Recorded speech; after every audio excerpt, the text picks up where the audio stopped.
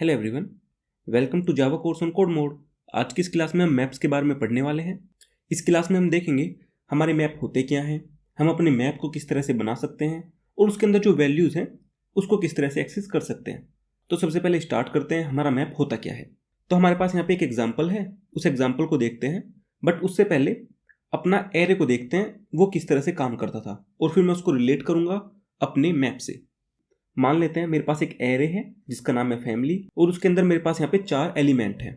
अभी हम इनको छोड़ देते हैं, हमने यहाँ पे जो लिखा हुआ है इसको हम बाद में देखेंगे। बट मेरे एरे के अंदर ये 4 एलिमेंट हैं। तो मेरा जॉन होगा वो मेरे 0 इंडेक्स पे होगा, मारिया 1 इंडेक्स पे, जॉर्ज 2 इंडेक्स पे और जो हेलन है वो 3 इंडेक्स पे होगी। तो अगर हम यहाँ पे देखें तो हमारे जो 0 है वो हमारे जॉन को दिखा रही है, हमारा 1 मारिया को दिखा रहा है और हमारा 2 जॉर्ज को और 3 हेलन को। तो एक तरह से जो हमारा 0 इंडेक्स है वो हमारे जॉन के साथ जुड़ा हुआ है, हमारा 1 मारिया के साथ जुड़ा हुआ है और आगे भी ऐसा ही हो रहा है। बट मैप में जो हमारा 0 था मैं उस 0 को किसी भी चीज़ से रिप्लेस कर सकता हूँ। जॉन है वो मेरी फैमिली के अंदर फादर है। अगर मैं यहाँ से 1 हटा दूँ और मैं बोलूँ जो मेरी मारिया है वो मदर है, जॉर्ज सन है और हेलन डॉटर है, तो अब हमारे पास यहाँ पे कोई इंडेक्स नहीं है। हमारी जो वैल्यूज़ हैं वे एक मीनिंग से जुड़ी हुई हैं। अब अपनी फैमिली को एक मैप से देखते हैं।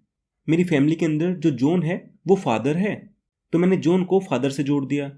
मारिया मेरी फैमिली के अंदर मदर है, तो मैंने मारिया को मदर से जोड़ दिया। मेरा जॉर्ज सन था तो मैंने उसको सन से जोड़ा और हेलन डॉटर थी तो मैंने उसको डॉटर से जोड़ दिया। जो मेरी ये वाली वैल्यूज़ हैं ये मेरी कीज़ होती हैं और हम इन कीज़ से अपनी वैल्यूज़ को एक्सेस कर सकते हैं। अगर मैं अपनी फैमिली मैप के अंदर फादर को देखता हूँ तो मेरे फादर के अंदर वहाँ पे जॉन वैल्यू है।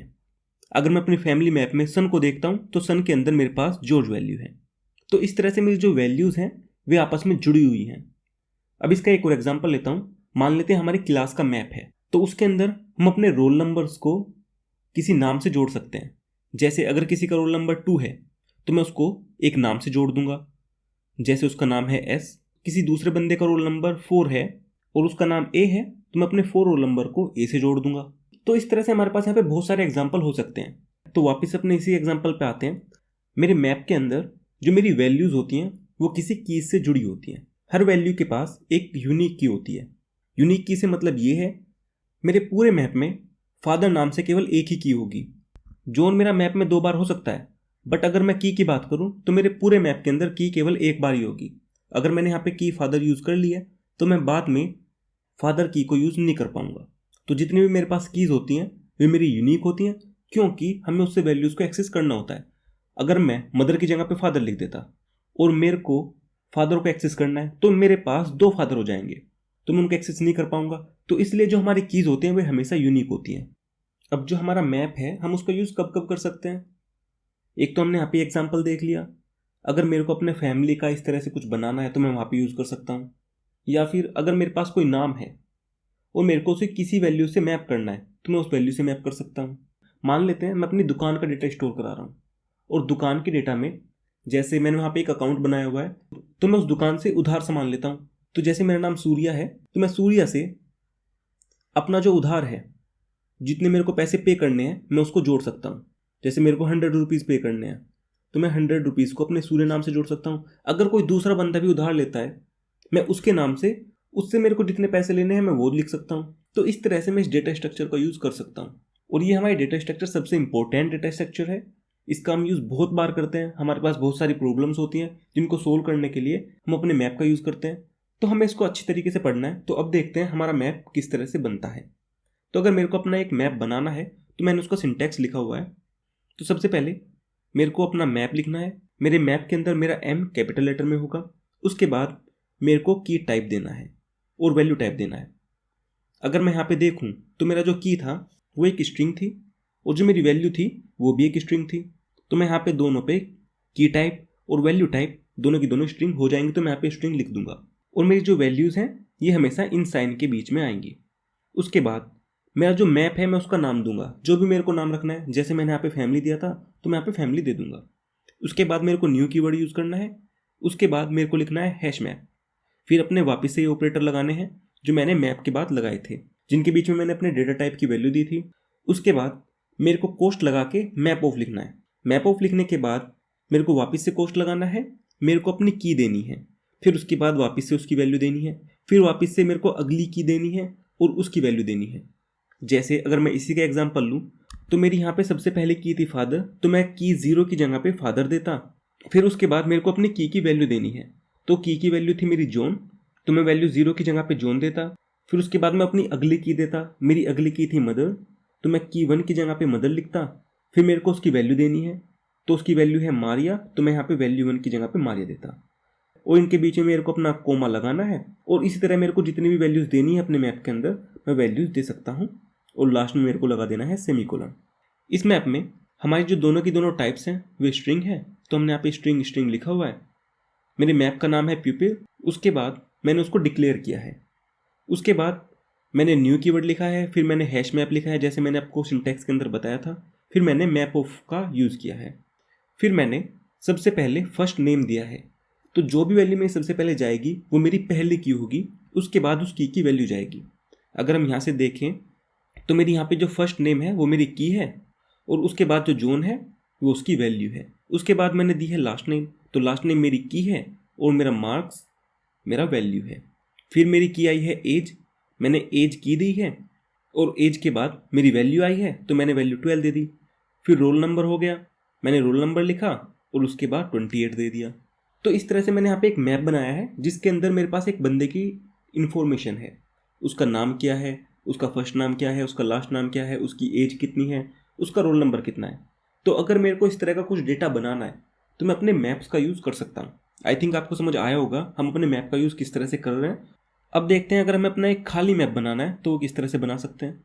तो सिंपल, मैंने यहाँ पे हैश मैप लिखा था, उसके बाद जो मेरे कोस्ट लगाए थे उनके बीच में मेरे को कुछ भी नहीं लिखना है। जो मैंने यहाँ पे वैल्यूज़ लिखी हैं मेरे को ये नहीं लिखनी है, मेरे को सिंपल अपने कोस्ट को खाली छोड़ देना है।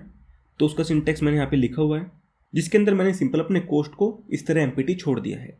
अब हमने यहाँ पे तो अपनी जो वैल्यूज़ थी जब हमने डिक्लेयर किया था तभी दे दी थी, बट ऐसा हो सकता है कि मेरे को तभी वैल्यू नहीं देनी, मेरे को तो बाद में वैल्यू देनी है। तो अगर मेरे को बाद में वैल्यू देनी होती है तो उसके लिए मेरे पास एक मेथड है जिसका नाम होता है पुट मेथड। उसके अंदर मेरे को क्या करना होता है, मेरे को अपने मैप का नाम देना होता है, उसके बाद डॉट लगाना होता है, फिर मेरे को लिखना होता है पुट, फिर उसके बाद कोस्ट लगा के पहले अपनी की देनी है फिर अपनी वैल्यू देनी है। तो अगर हम यहाँ पे देखें तो सबसे पहले मैंने अपना यहाँ से मैप बना लिया, मैप का नाम है प्यूपिल, जो हमने यहाँ पे ऊपर बनाया था, बिल्कुल सेम वही मैप बनाने वाले हैं, बट यहाँ पे हमने वैल्यू जब हमने उसको डिक्लेयर किया था तभी दे दी थी, बट यहाँ पे हम वैल्यू अपनी बाद में दे रहे हैं। तो मैंने यहाँ पे अपना मैप बना लिया और मेरा मैप एम्प्टी है। उसके बाद मैं उसके अंदर वैल्यू डालूंगा, मैंने लिखा है प्यूपिल, उसके बाद डॉट लगा के पुट लिखा, और फिर मैंने अपने कोस्ट लगाए, और कोस्ट के अंदर मेरे को वैल्यूज़ देनी है।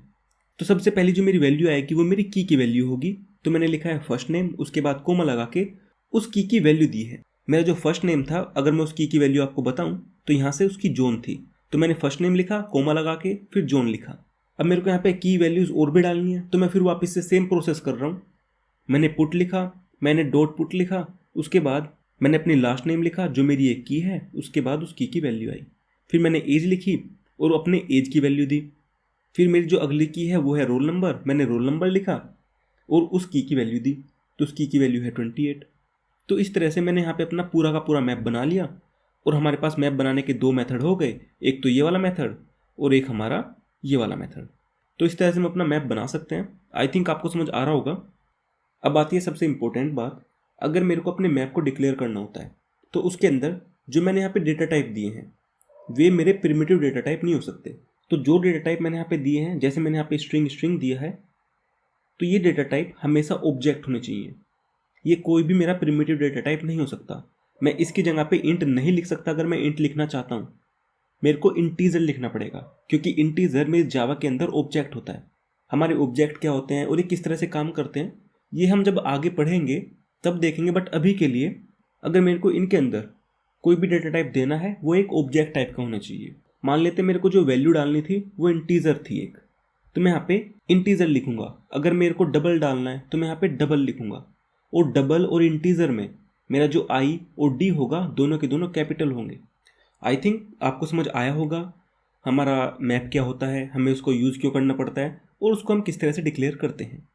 अब इसके बाद आपके पास एक क्विज होगी जिसको आपको सोल्व करना है। अगर आप इस वीडियो को यूट्यूब पे देख रहे हैं तो आपको वीडियो को लाइक करना है, चैनल को सब्सक्राइब करना है। अगर आप इस कोर्स को देखना चाहते हो तो इस कोर्स का लिंक आपको डिस्क्रिप्शन के अंदर मिल जाएगा, आप वहाँ से जाकर इस कोर्स को देख सकते हो। तो मिलते हैं अगली क्लास के अंदर, तब तक के लिए thank you and bye bye.